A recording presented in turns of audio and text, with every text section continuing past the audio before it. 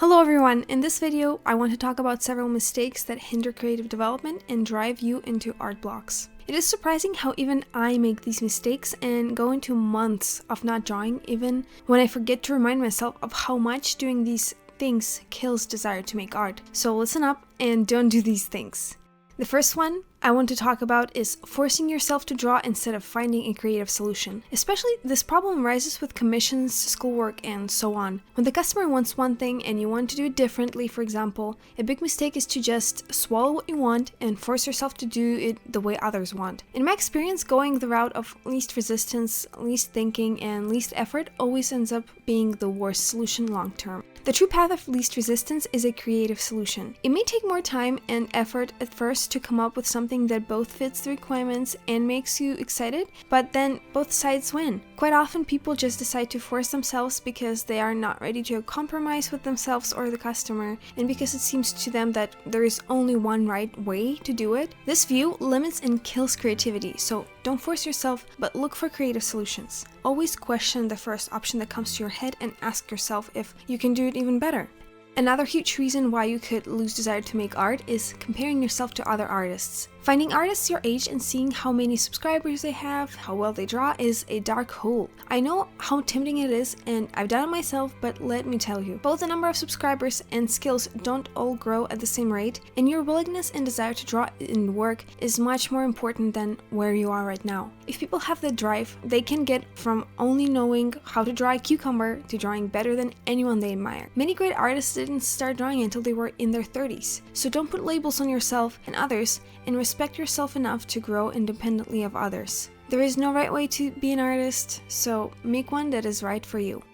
Next mistake I want to talk about is putting style and popularity before artistic improvement. Seeing yourself grow after learning the basics and practicing more is a much better way to measure your success as an artist rather than chasing followers. I've noticed that putting my social media growth over my artistic growth really pushes me into art blocks. Because after a while of making reels and trying to catch trends and not succeeding usually, it makes me think something like, what's the point of making art if it doesn't get me where I want to be?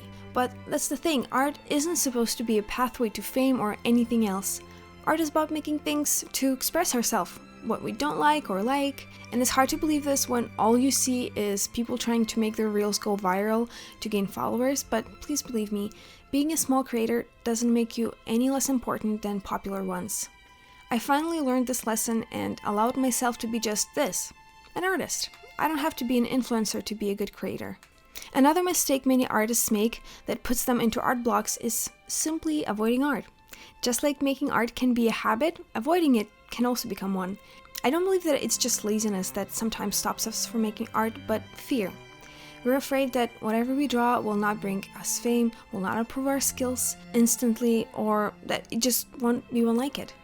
I personally get into that perfectionism mindset a lot. I start thinking that if my art is not helping me in all areas where I want it to help, it's a waste of time.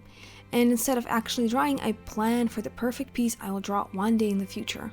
Learn from my mistake, it's better to make a bunch of bad art every day than to make one good one once a month. Making bad art is okay.